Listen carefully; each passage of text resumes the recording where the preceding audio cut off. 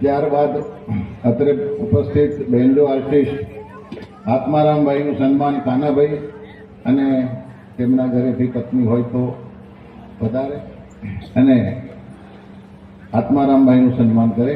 જોરદાર તાળીથી વધારીએ આપણે. દેખો મોર પીછા વગર બહુ રૂડો ન લાગે એમ કથાકાર એમની ટીમ અને એમના વૃંદ વગર શોભે નહીં. એટલે વૃંદનું સન્માન પણ એટલું જ જરૂરી છે.